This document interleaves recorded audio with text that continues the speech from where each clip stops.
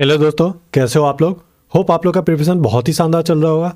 आप देखो, अगर एसएससी 2022 का मेंस आपको देना है फरवरी या मार्च में, या तो एसएससी 2023 को आप टारगेट कर रहे हो, तो इस चैनल को सब्सक्राइब कर लो। क्योंकि यहाँ पे आपको एक तो टेक्स्ट बुक हो, बायजू हो या किसी अदर प्लेटफॉर्म का मॉक्स हो, उसका सारा वीडियो सोल्यूशन आपको यहाँ अवेलेबल मिलेगा, चाहे वो टायर सेकंड हो या टायर फर्स्ट हो।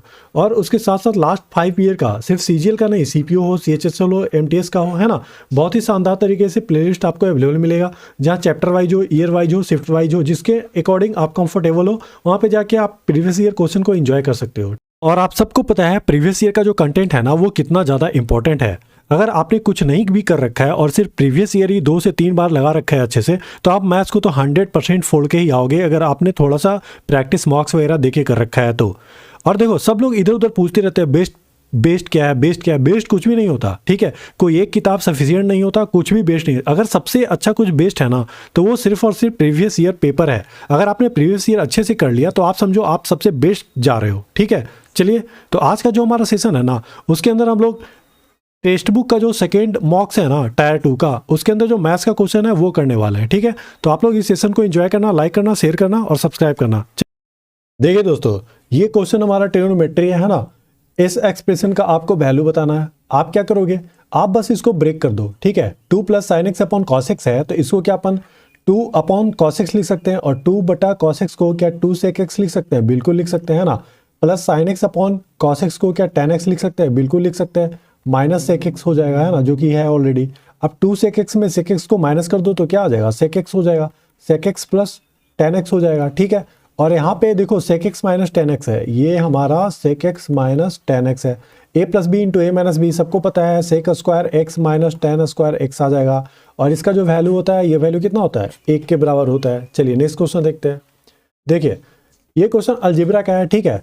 आपको A B plus B C plus C A is equal to 0 given है। आपको इस एक्सप्रेशन का वैल्यू बताना है। आप क्या करोगे, आप सिंपली देखो, यहाँ पे बी सी है, यहाँ पे ए सी है, यहाँ पे ए बी है, यहाँ से इसका वैल्यू इसमें पुट कर दोगे तो क्या करेंगे अपन, ए एक्स स्क्वायर बटा यहाँ पे ए स्क्वायर है। अब माइनस बी सी को आप क्या लिख सकते हो, देखो बी सी को आप उठा के राइट साइड लेके जाओगे तो माइनस बी सी हो जाएगा, और इसको is equal to a B plus C a लिख सकते हैं। तो यहाँ पे क्या होगा ना, ए बी प्लस सी ए हो जाएगा, ठीक है। उसी तरह जब एक्स बी स्क्वायर है ना, यहाँ पे बी स्क्वायर है, तो ए सी को क्या अपन लिख सकते हैं, माइनस ए सी को, तो माइनस ए सी को अपन a B plus B c लिख सकते हैं। तो यहाँ पे क्या होगा, a B plus B c. अब सिमिलरली एक्स सी स्क्वायर है ना, यहाँ पे सी स्क्वायर है, माइनस ए बी है। अब ए बी को राइट साइड लेके जाओगे तो माइनस ए बी हो जाएगा, उसको अपन कितना ले सकते हैं, बी सी प्लस सी है ना। तो यहाँ पे बी सी प्लस सी ए हो जाएगा। अब देखिए, न्यूमरेटर में ए कॉमन है ना, तो ए से कैंसिल कर देंगे कॉमन लेके, यहाँ क्या बचेगा, ए प्लस बी प्लस सी बचेगा। सिमिलरली देखो, यहाँ बी कॉमन है ना, तो एक्स बी बचेगा, नीचे बी कॉमन ले लोगे तो क्या बचेगा, ए प्लस बी प्लस सी ही बचेगा, है ना। आप देखिए उसी तरह एक्स सी हो जाएगा, और नीचे क्या हो जाएगा, ए प्लस बी प्लस सी हो जाएगा। आप देखो डिनोमिनेटर तीनों सेम है, एलसीएम लेंगे तो क्या होगा, ए बी प्लस सी हो जाएगा, है ना। अब ऊपर क्या आएगा, एक्स ए प्लस एक्स बी और प्लस एक्स सी। अब एक्स कॉमन लेंगे तो कैंसिल हो जाएगा, है ना। एक्स कॉमन लेंगे तो यहाँ क्या बचेगा, ए प्लस बी प्लस सी बटा ए प्लस बी प्लस सी, ये कैंसिल हो जाएगा, बचेगा वैल्यू क्या, एक्स। एक्स हमारा आंसर हो जाएगा। चलिए नेक्स्ट क्वेश्चन देखते हैं। देखिए, ये क्वेश्चन सिंप्लीफिकेशन का है, आपको सिर्फ सिंप्लीफाई करना है। तो आप क्या करोगे, देखो यहाँ पे 240% ऑफ 400 है, तो ये परसेंटेज से ये 2 शून्य हटा दो, है ना।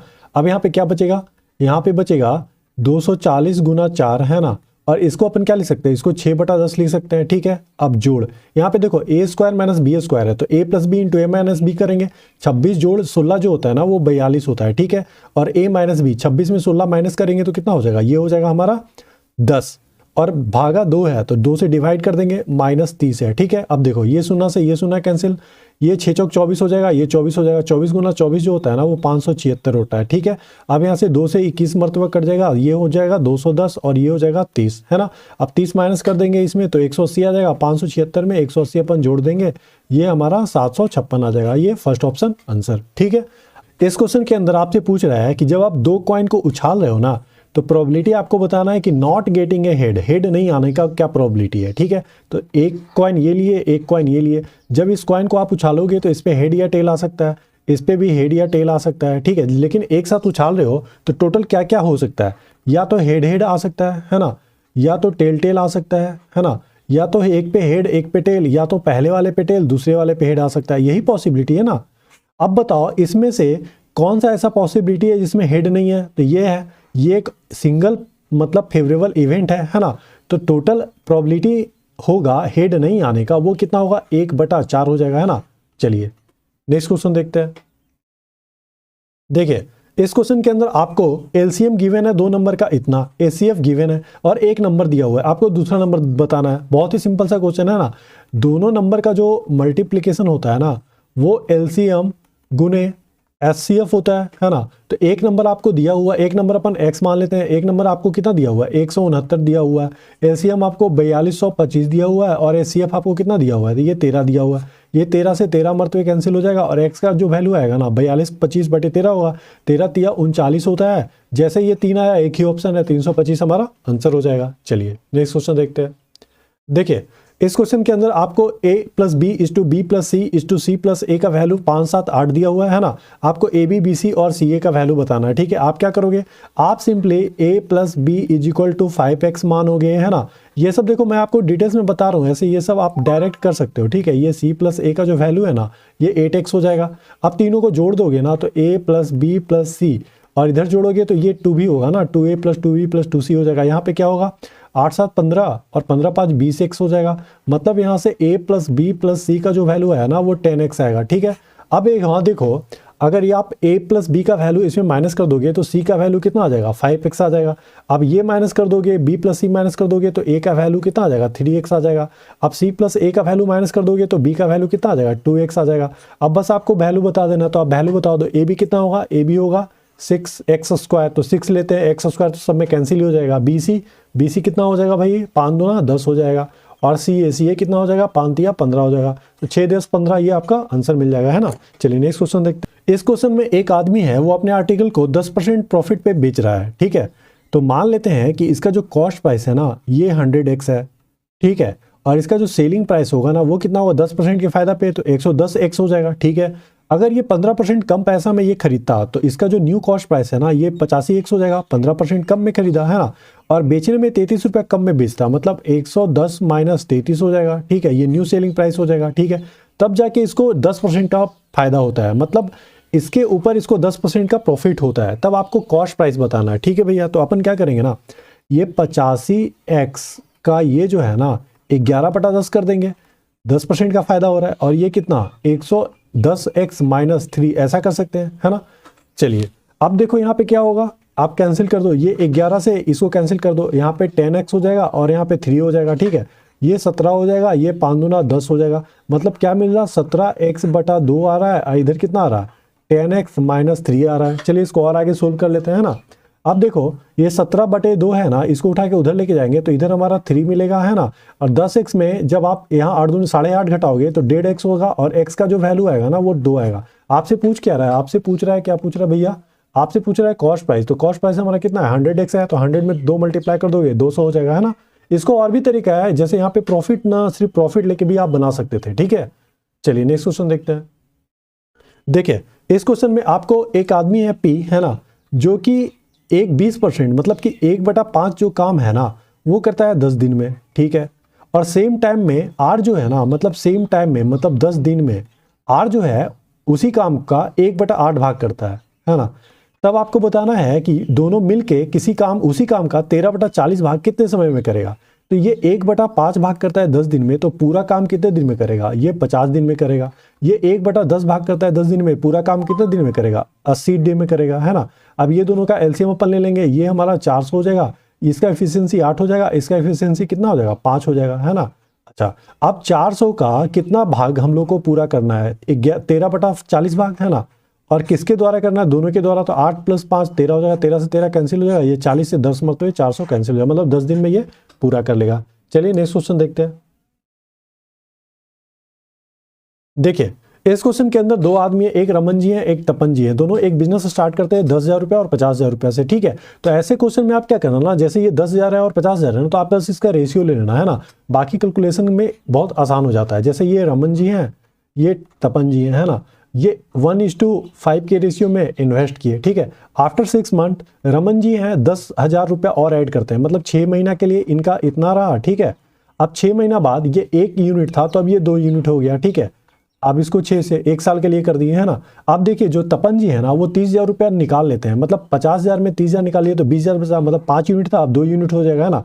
अब इसी रेशियो में ये दोनों ने इन्वेस्ट किया है ना, तो इसी रेशियो में इसका इनकम भी होगा। अगर टोटल प्रॉफिट जो है ना 10,000 है तो आपको तपन जी के द्वारा कितना प्रॉफिट अर्न किया ये बताना, ठीक है। तो इस रेशियो को निकाल देते हैं। ये रेशियो कितना आएगा, देखिए 6 सब में है तो 6 सब में कैंसिल हो जाएगा, ये 6 से 6 कैंसिल कर देंगे अपन, 6 कॉमन लेके, है ना। यहाँ पे क्या बचेगा 1 + 2, यहाँ पे 3 हो जाएगा, यहाँ 5 + 2 कितना हो जाएगा 7 हो जाएगा, मतलब 3:7 हो जाएगा। अब टोटल प्रॉफिट 10,000 है ना, तो इसको मिलेगा 3,000, इसको मिलेगा 7,000, तपन जी को कितना मिल रहा है 7,000, तो 7,000 हमारा आंसर हो जाएगा। देखिए दोस्तों, इस क्वेश्चन के अंदर आपको एक दुकानदार है जो अपने आर्टिकल को 150 रुपया एवं कॉस्ट प्राइस से रखता है, तो अपन मान लेते हैं कि कॉस्ट प्राइस जो है ना वो 100x है, तो मार्केट प्राइस बताओ कितना हो जाएगा भैया, मार्केट प्राइस हो जाएगा 250x, है ना। चलिए अब आपको बता रहा है कि जो प्रॉफिट और डिस्काउंट का जो रेशियो है ना वो 1:4 है, मतलब अगर डिस्काउंट 4 यूनिट दे रहा है तो प्रॉफिट इसको 1 यूनिट का हो रहा है ना, और ये हमारा सेलिंग प्राइस है, ठीक है। अब आगे आपको दे रखा है एक profit earning 180 less than the discount allow, मतलब जो प्रॉफिट है ना डिस्काउंट से 180 रुपये कम है, तो ये दोनों का जो डिफरेंस है ना 3 यूनिट, ये दिया हुआ है 180, तो 1 यूनिट कितना आ जाएगा 60 हो जाएगा, है ना। अब आपको बताना है कि सेलिंग प्राइस और मार्केट प्राइस का रेशियो क्या होगा। तो देखो भैया, जो हमारा सेलिंग प्राइस है ना वो क्या होगा, तो सीपी में 1 यूनिट ऐड कर देंगे, मतलब 100x में आप 60 रुपये ऐड कर दो, ठीक है। और सेलिंग प्राइस 250x में 4 यूनिट डिस्काउंट दोगे ना, तो 250x में अपन 4 से गुना करते हैं 60 में, तो ये हो जाएगा 240, है ना। बस इसको सोल्व कर लेंगे, x का वैल्यू आएगा, x का वैल्यू इधर रख के हम लोग रेशियो निकाल लेंगे। तो चलिए सोल्व करते हैं। ये 240 को लेफ्ट साइड लेके आएंगे 300 हो जाएगा, ये 100 को उधर लेके जाएंगे 150 हो जाएगा, मतलब कि 150x = 300 हो जाएगा, तो x का जो वैल्यू आएगा ना वो 2 आएगा। अब सीपी और एमपी का वैल्यू निकाल दो। सीपी हमारा क्या है, पहले पूछ क्या रहा है, देखो भैया सेलिंग प्राइस पूछ रहा है ना, selling price to market price, तो सेलिंग प्राइस कितना होगा 100x हमारा 200 हो जाएगा, 200 में 60 जोड़ देंगे 260 हो जाएगा, और आपका मार्केट प्राइस 250 है ना, 250 में 2 गुना करोगे तो ये 500 हो जाएगा, मतलब कि 13 और 25 का रेशियो आ जाएगा। चलिए नेक्स्ट क्वेश्चन देखते हैं। देखिए दोस्तों, इस क्वेश्चन में आपको एंगल ऑफ डिप्रेशन गिवन है 2 नाव का, है ना। एक लाइट हाउस से वो 45 डिग्री और 30 डिग्री है, ठीक है। और दोनों शिप के बीच का जो डिफरेंस है ना, दोनों शिप के बीच में जो अंतर है वो 200 मीटर का है। आपको हाइट बताना है लाइट हाउस का, तो आप देखो ये लाइट हाउस ले लिए, ठीक है, 2 नाव ले लिए, एक नाव यहाँ है, एक नाव यहाँ है, ठीक है। ये दोनों नाव के बीच में जो डिफरेंस है ना वो 200 मीटर का है ना। अब देखिए यहाँ से ये एंगल, यहाँ से ये angle, angle of depression given है, मतलब यहाँ से ये एंगल जो है ना ये 30 डिग्री है, यहाँ से यहाँ तक ये एंगल 45 डिग्री है, यहाँ से यहाँ तक ये 30 है, तो ये एंगल जो है ना ये हमारा 30 डिग्री हो जाएगा, और ये एंगल हमारा 45 डिग्री हो जाएगा, ठीक है। आपको इसका हाइट हाउस बताना है लाइट हाउस का। आप क्या करोगे, आपको देखिए सिंपली ये पता होना चाहिए कि अगर रेशियो 45 90 डिग्री का है तो साइड रेशियो उस एंगल का 1/√2 होता है ना। अगर रेशियो आपका 30 60 90 है तो जो साइड का रेशियो होगा ना वो 1:√3:2 होता है। बस इसी पे क्वेश्चन सोल्व हो जाएगा, है ना। देखिए ये स्मॉल ट्रायंगल में देखो ये 45 डिग्री है, ये 90 डिग्री है, तो ये 45 डिग्री होगा, मतलब ये = ये होगा, है ना। ये h है तो यहाँ से यहाँ तक इसका वैल्यू क्या हो जाएगा h हो जाएगा। एकदम सिंपल है, एकदम बेसिक्स है ना। अच्छा अब देखो बड़े वाले ट्रायंगल में, अब इस ट्रायंगल में देखो, यहाँ से लेके इस ट्रायंगल में ये आपका 30 डिग्री है, ये 90 डिग्री है, तो यहाँ से यहाँ तक ये जो एंगल होगा ना ये 60 डिग्री होगा, ठीक है। 30 डिग्री के सामने आपका h है, तो 60 डिग्री के सामने कितना होगा, ये आपका √3h होगा, है ना। और √3 माइनस √3h में h माइनस कर दोगे तो वही डिफरेंस है ना 200 मीटर, तो बस h निकल जाएगा। √3h में आप h माइनस कर दो, ये 200 आ गया, h कॉमन ले लोगे तो इसको 200 बटा क्या अपन √3 - 1 200 आया है, 200 बटा √3, इसको रेशनलाइज कर देंगे तो ऊपर में √3 + 1 से मल्टीप्लाई करेंगे, नीचे भी मल्टीप्लाई करेंगे, तो √3 - 1 × √3 + 1, ये 3 - 1 मतलब 2 आ जाएगा। अब आपका जो वैल्यू आया 100 आया, और √3 का वैल्यू कितना होता है 1.732 + 1 हो जाएगा, है ना, मतलब कि 2.73, है ना। यहाँ पे 100 × 2.732 आएगा, तो इसका वैल्यू कितना आएगा 273.2 मीटर, है ना। तो ये आपका आंसर हो जाएगा। चलिए नेक्स्ट क्वेश्चन देखते हैं। देखिए ये प्रोबेबिलिटी का क्वेश्चन है ना, इसको लास्ट में अपन करेंगे। देखिए इस क्वेश्चन के अंदर आपको दिया हुआ है total surface area of A cubic wooden box का 3174। तो देखो टोटल सरफेस एरिया ये आपका क्यूबाइड है ना, क्यूब है और इसका टोटल सरफेस एरिया कितना होता है 6a² होता है। 6a² का वैल्यू आपको 3174 दिया हुआ है। आपको बताना क्या है, आपको बताना रेशियो बिटवीन वॉल्यूम और लेटरल सरफेस एरिया। वॉल्यूम क्या होता है AQ होता है और लेटरल सरफेस एरिया कितना होता है 4a² होता है। a² से a कैंसिल हो जाएगा, मतलब a/4 ये आपको बताना है। अगर आपका a निकल गया तो आंसर आ गया है ना। अब देखो यहाँ पे 6 से इसको कैंसिल करते हैं, 6×5 = 30, 6 दूना 12 और 6 9 54, इतना आ जाएगा 529। और 529 किसका स्क्वायर होता है, ये 23 का होता है। ए का वैल्यू यहाँ रख देंगे, 23/4 हो जाएगा, मतलब कि फर्स्ट ऑप्शन हमारा आंसर आ जाएगा। सिंपल सा ही क्वेश्चन है। देखिए दोस्तों, इस क्वेश्चन के अंदर एक सिलेंड्रिकल टॉय है, ठीक है। तो ये सिलेंड्रिकल एक टॉय है, खिलौना है ना, जिसका रेडियस आपको गिवन है 42 सेंटीमीटर, हाइट गिवन है 7/2, ठीक है। आपको बताना है ना कि इसको पेंट करना है, ठीक है। और इसको पेंट करने में 70 रुपये पर सेंटीमीटर स्क्वायर लगकर कॉस्ट बैठता है। तो आपको टोटल कॉस्ट बताना है। तो आप क्या करोगे, सरफेस एरिया निकाल लोगे, सरफेस एरिया में 70 से गुना कर दोगे। तो सरफेस एरिया कितना होता है, ये होता है 2πr/h, है ना। 2π का वैल्यू 22/7 रखेंगे, r का वैल्यू 42 है और h का वैल्यू इतना है। अब इसमें से 70 हम लोग क्या करेंगे, गुना कर देंगे। ये 7 से 7 कैंसिल, 2 से 2 कैंसिल, है ना। अब मतलब 22 गुना 42 गुना 70 कर देंगे, ठीक है। तो अब देखो इसको मल्टीप्लाई करना पड़ेगा, है ना। तो ये 22 को क्या अपन लिख सकते हैं 11 गुना 2, है ना। और 2 को इसको कितना लिख सकते हैं, 2 इसमें मल्टीप्लाई कर दो, ये 84 हो जाएगा। 84 गुना 70, 7 गुना 10 करते हैं, है ना। इसको गुना करते हैं, 8 7 56 और 7 चौक 28, मतलब कितना आएगा 8 6 2 8 5 आएगा इतना। अब इसमें 11 से मल्टीप्लाई कर दो, ये 5 8 8 कर दे, 8 8 16, 8 5 13, 1 14, 1 6 आएगा। और इसमें 10 से मल्टीप्लाई करते हैं, 64 68 0 आ जाएगा। ये हमारा आंसर आ जाएगा। चलिए नेक्स्ट क्वेश्चन देखते हैं। देखिए दोस्तों, इस क्वेश्चन में एक विकास जी हैं, है ना, वो 10 किलोमीटर पर आवर से चलते हैं और उनकी बस छूट जाती है 5 मिनट के डिफरेंस से, ठीक है। अगर वो स्पीड को डबल कर देते हैं, मतलब 20 किलोमीटर पर आवर से चलते हैं, तो जो स्टेशन है ना, बस स्टैंड, वहाँ पे 10 मिनट पहले पहुँच जाते हैं। आपको डिस्टेंस बताना है, विकास जी का जो डेस्टिनेशन है ना, वहाँ से लेके आपको बस स्टॉप का डिस्टेंस बताना है। आप क्या करोगे, मान लेते हैं अपन डिस्टेंस जो है ना वो D है, मान लेते हैं 10 किलोमीटर से चलते हैं, तो विकास जी को जितना टाइम में पहुँचना था उससे 5 मिनट ज़्यादा लगता है, मतलब 5/60, 1/12 घंटा ज़्यादा लगता है, ठीक है। और अगर ये 20 से चलते हैं तो जिस टाइम पे पहुंचना था उस टाइम से 10 मिनट पहले पहुंच जाते हैं, मतलब 10/60 कर देते हैं ना। यहाँ से दोनों को इक्वेट, डी तो डिस्टेंस तो कांस्टेंट है ना, डिस्टेंस को इक्विवेलेंट कर देते हैं ना, इक्वल कर देते हैं। यहाँ देखिए 10 से गुना करते हैं, ये 10t हो जाएगा और 10 से जब इसमें गुना करेंगे तो ये कितना हो जाएगा 5/6 हो जाएगा, ठीक है। अब इससे 20 से मल्टीप्लाई करते हैं, ये 20t हो जाएगा और यहाँ 20 से मल्टीप्लाई करते हैं तो 10/3 हो जाएगा, ठीक है। अब देखिए ये 10 को इधर लेके जाएंगे तो 10t हो जाएगा, ठीक है। अब इसको उठा के इधर लेके आ जाएंगे तो ये 6 हो जाएगा नीचे, ये यहाँ 20 हो जाएगा, मतलब 25/6 हो जाएगा, ठीक है। अब देखिए यहाँ से t का वैल्यू निकल गया, ये 5 दूना 10 हो गया, ये 5 हो गया, मतलब 5/12 t का वैल्यू आया। अब t का वैल्यू इस दोनों में से कहीं रख देंगे, d का वैल्यू निकल जाएगा। तो d बराबर क्या, 10 गुना t का वैल्यू 5/12 करते हैं और ये 5/60 है, ठीक है। अब यहाँ पे 10 हो गया। अब देखिए यहाँ 12×5 = 60, मतलब 60 एलसीएम लेंगे तो यहाँ पे 12×5 = 25, 25 और 5 30 हो जाएगा, ये 30 दूना 60 हो जाएगा, 2 गुना 5 हो जाएगा, मतलब 5 किलोमीटर डिस्टेंस आ जाएगा, ठीक है। चलिए नेक्स्ट क्वेश्चन देखते हैं। देखिए इस क्वेश्चन में एक ट्रायंगल दिया हुआ है, जो राइट एंगल है ना वो ई पे है। तो एक ट्रायंगल अपन ले लेते हैं, है ना। ये जो राइट एंगल है ये हमारा ई पे है, ठीक है। यहाँ पे डी ले लेते हैं, यहाँ पे एफ ले लेते हैं और आपको tan d का वैल्यू 15/8 दिया। ये अगर tan d निकालना है तो ये परपेंडिकुलर 15 हो जाएगा, ये 8 हो जाएगा, ठीक है। ईडी का वैल्यू 16 दिया हुआ है, ये जो ईडी है ना इसका वैल्यू 16 दिया हुआ है, मतलब 8 यूनिट का वैल्यू 16 है, ठीक है। तब आपसे पूछ रहा है ईएफ का वैल्यू कितना होगा, तो 8 यूनिट 16 है तो 2 से गुना कर देंगे। तो यहाँ पे ईएफ का जो वैल्यू है ना वो 15 है, तो 15 को भी 2 से गुना कर देंगे, मतलब 30 आ जाएगा। चलिए नेक्स्ट क्वेश्चन देखते हैं, सिंपल सा ही क्वेश्चन है। देखिए इस क्वेश्चन के अंदर आपको पूछ रहा है ना कि एवरेज दिया हुआ है 25 नंबर का 50, ठीक है। मतलब कि 25 नंबर का जो एवरेज है ना वो 50 दिया हुआ है। अब पहले 13 का नंबर का ना एवरेज 40 दिया हुआ है, पहले 13 का 40 दिया हुआ है, ठीक है। और लास्ट 13 का 60 दिया हुआ है। भैया लास्ट 13 का जो है ना वो 60 दिया हुआ है। आपको बताना है जो 13 नंबर है ना उसको एक्सक्लूड कर दो, तब आपको नया एवरेज बताना है रिमेनिंग नंबर का। तो आप देखो 25 कितना होता है भैया, ये होता है 1250, है ना। ये 13 चौक कितना होगा, 13 दूनी 26 दूना 52, 13 चौक 52, 520 हो जाएगा, ठीक है। ये 13 गुने 6 कितना होता है 780 होता है। ये दोनों को जोड़ देते हैं तो ये 7 5 12, ये आ जाएगा 1300, है ना। 1300 में 1250 घटा देंगे तो जो हमारा 13 नंबर है ना ये हमारा मिल गया 50, ठीक है।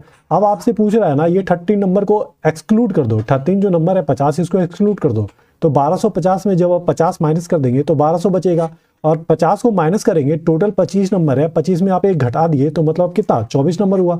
एवरेज निकालना है, 12 दूना 24 और 2 से 50, है ना, ये 50 हमारा आंसर हो जाएगा। चलिए नेक्स्ट क्वेश्चन देखते हैं। देखिए इस क्वेश्चन के अंदर आपको ये नंबर दिया हुआ है, नंबर देखते ही ये स्टैंडर्ड नंबर देखने में लग रहा हो, है ना। अब आपको बताना ये 13 से डिविजिबल है, 7 से डिविजिबल है ना।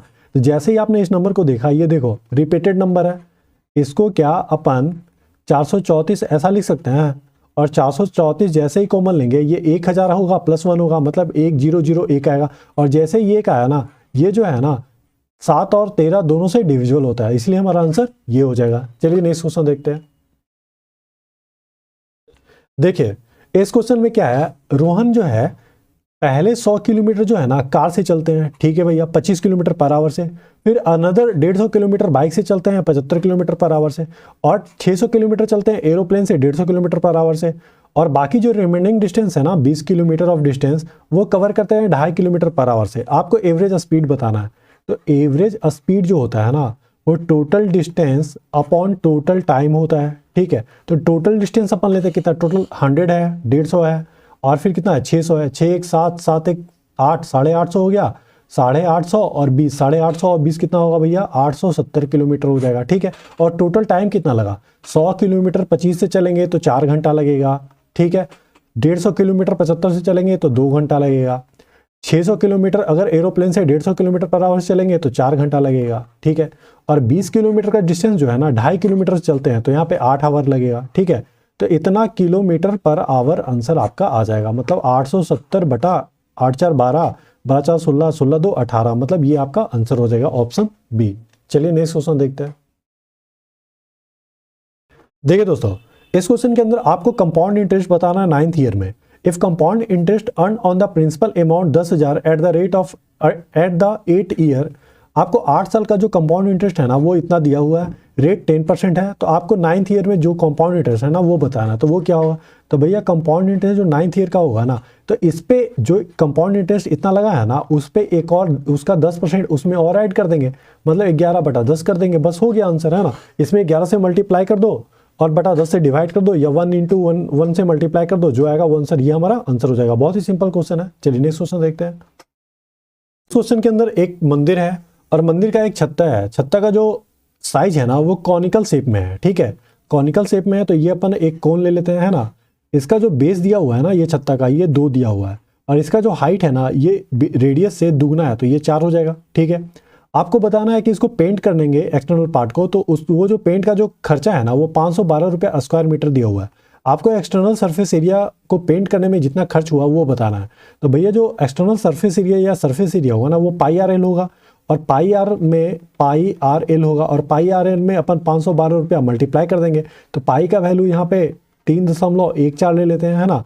आर का वैल्यू 2 ले लेते हैं। एल हमारा स्लाइंट एज है तो ये हमारा कितना हो जाएगा, एल ये है तो एल कितना हो जाएगा 4 का स्क्वायर प्लस 2 का स्क्वायर, मतलब 16 + 4 कितना होगा 20 होगा, √20 होगा। और √20 को अपन क्या लिख सकते हैं, 4 × 5 लिख सकते हैं, मतलब 2√5 लिख सकते हैं। तो इसका जो वैल्यू है ना 2√5 कर देंगे और इसमें 512 से मल्टीप्लाई कर देंगे, ठीक है। अब देखिए ये 3.14 है, यहाँ √5 का जो वैल्यू होता है ना वो कितना होता है, वो होता है 2.236, है ना। इसमें 2 दूना 4 से गुना कर देंगे तो देखो ये 4 दूना 8 और 23 चौक 92, 8.92 आ जाएगा।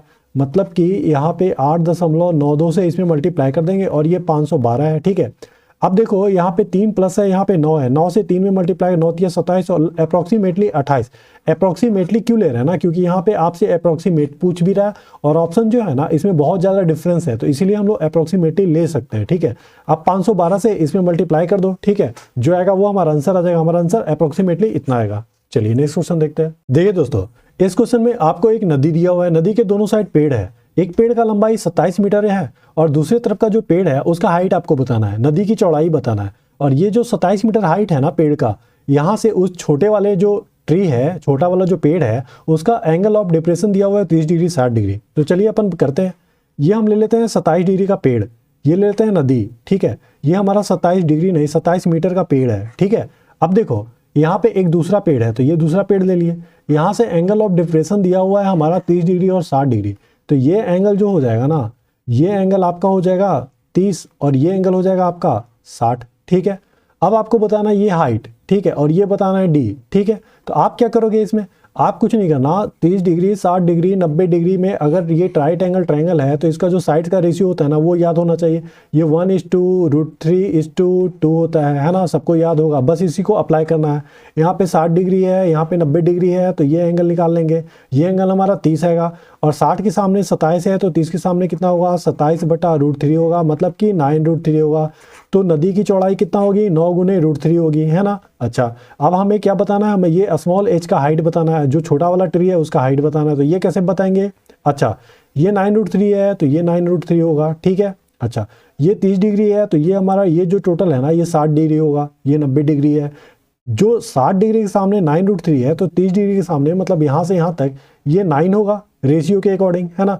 ये 9 होगा तो ये जो हाइट होगा ना, ये 27 में 9 घटा देंगे 18 हो जाएगा। मतलब स्मॉल ट्री का जो हाइट होगा ना वो 18 मीटर होगा और जो नदी की चौड़ाई होगी ना वो 9√3 होगी, उसका वैल्यू इतना आएगा। चलिए नेक्स्ट क्वेश्चन देखते हैं। देखिए दोस्तों, इस क्वेश्चन के अंदर आपको दिया हुआ है डीआई का क्वेश्चन है ना, प्रॉफिट परसेंट दिया हुआ है कि कितना परसेंट का प्रॉफिट हुआ है। दो कंपनी है, एक हीरो है एक होंडा है ना, और 4 साल का डेटा गिवन है। आपसे क्वेश्चन पूछ रहा कि एक्सपेंडिचर है होंडा का 2000 में, ठीक है। तो इधर अपन लिख लेते हैं 2000 में होंडा का, ठीक है, होंडा का जो आपका एक्सपेंडिचर है, खर्चा है, इधर खर्चा लिख देते हैं, है ना, और इधर अपन इनकम लिख देते हैं। जो खर्चा है वो 175 करोड़ है, ठीक है, तो 175 करोड़ अपन लिख दिए। और आपको हीरो के बारे में दिया हुआ है तो हीरो का 2005 में, ठीक है, तो 2005 ले लिए, इधर हीरो लिख देते हैं। और हीरो का जो है ना इनकम दिया हुआ है, ठीक है, वो कितना 225 दिया हुआ है, ये 225 है, ठीक है। आपको बताना है एक्सपेंडिचर ऑफ हीरो इन 2005, मतलब 2005 में जो ये एक्सपेंडिचर हुआ है हीरो का, है ना, ये is what percent of the income of Honda in 2000। ये इनकम जो 2000 होंडा में हुआ है ना 2000 ईस्वी में, इसका बताना ये कितना परसेंट है, ठीक है। तो अपन कैसे निकालेंगे, सबसे पहले देखो 2000 में होंडा को देखते हैं, ये रहा 2000 ईयर और होंडा कंपनी का ये है, मतलब स्क्वायरशिप में है, मतलब 16.67% प्रॉफिट हुआ है।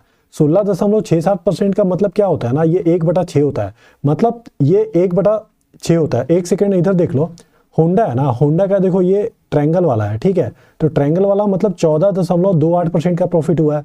14.28% का प्रॉफिट मतलब होता है 7 से 8, है ना, मतलब 7 पे 1 का प्रॉफिट हुआ है। तो ये जो है ना ये हमारा 7 यूनिट है, तो इसका जो इनकम होगा ना वो 8 यूनिट होना चाहिए, क्योंकि 7 पे 1 का प्रॉफिट हुआ है। तो ये जो है 7 यूनिट हमारा 175 है, तो 175/7 करेंगे तो ये 25 आएगा, और 25 में 8 से मल्टीप्लाई कर दो तो 200 हो जाएगा, तो 200 इसका इनकम हो जाएगा, ठीक है। अब सिमिलरली देखो, आप हीरो कंपनी को देखो 2005 में, 2005 में हीरो कंपनी स्क्वायर को देखेंगे, ये जो हमारा स्क्वायर है ना ये 12.50 है, तो 12.5% को क्या अपन 1/8 लिख सकते हैं, ठीक है। इसका मतलब क्या हुआ, 8 पे 1 इसका फायदा हुआ है, मतलब ये 8:9 रेशियो में है। 9 यूनिट 225 है तो 8 का जो होगा ना वो 200 यूनिट आएगा, है ना। मतलब ये देखो ये भी 200 है, ये भी 200 है, तो ये एक दूसरे का कितना परसेंट है, 100% है। ऐसे ही करोगे ना 200/200 गुना 100%, तो ये तो 100% ही आएगा, तो 100% आपका आंसर हो जाएगा। होप समझ में आया होगा, बहुत ही सिंपल सा क्वेश्चन है, बस डीआई है, डेटा दिया हुआ है। आपको ये परसेंटेज का जो वैल्यू होता है ना, fractional to percentage to fraction, ये पता होना चाहिए, तब क्वेश्चन आपको बहुत इजी लगेगा, ठीक है। चलिए नेक्स्ट क्वेश्चन देखते हैं। देखिए इस क्वेश्चन में एक ट्रेडर है जो 5 लाख रुपया XYZ से 5% रेट पे एक लोन लेता है। वो क्या करता है ना, वो सारा पैसा 20% पे लगा देता है। भैया एक बात बताओ, 5% पे आप लोन लिए और 20% पे आप लोन कहीं लगा दिए, आपको फायदा कितना हुआ, 15% का फायदा हुआ, है ना। अच्छा, अब आपसे आगे दिया हुआ है कि जो डिफरेंस है ना, total amount after gain and amount to be return 75,000, तो मतलब ये दोनों का जो डिफरेंस है ना, ये तो 15% के मल्टीपल में ही होगा ना। ये आपको दिया हुआ है 75,000, ठीक है। अच्छा, अब देखो टोटल अमाउंट वो कितना लिया था, 50 लाख लिया था, सॉरी 5 लाख लिया था, है ना। अब 5 लाख का 10% कितना होता है, 50,000, और 15% कितना होता है, 75,000। मतलब एक साल में इसका 15% 75,000 बन रहा है। तो एक ही साल के लिए ना ये लोन लिया है, समझ रहे हो, एक ही साल के लिए ना ये पैसा मतलब इन्वेस्ट किया है। तो ये कितने साल के लिए लोन लिया था, यही पूछ रहा है, 1 साल हो जाएगा, है ना। चलिए नेक्स्ट क्वेश्चन देखते हैं। इस क्वेश्चन के अंदर एक शॉपकीपर है, वो एक किताब को 200 रुपए में सेल करता है, ठीक है, और 200 रुपए में सेल करने के बाद उसको X% का फायदा होता है। अब आपसे पूछ रहा कि if the cost price of book is equal to the numerical value of profit percent then find the value of X, ठीक है। तो देखो कॉस्ट प्राइस कितना होगा, जब 200 रुपए पे उसको X% का फायदा हो रहा है, तो 200 गुना 100 बटा 100 प्लस X हो जाएगा कॉस्ट प्राइस। और ये जो कॉस्ट प्राइस है ना, ये न्यूमेरिकल वैल्यू जो प्रॉफिट परसेंट है ना उसके बराबर है, मतलब X% का प्रॉफिट हो रहा है तो ये X के बराबर है। अब बताओ यहां से आपसे पूछ रहा है X का वैल्यू कितना हो जाएगा, तो 200 गुना 100, मतलब देखो ध्यान से 200 गुना 100 है इज इक्वल टू X गुना 100 प्लस X है।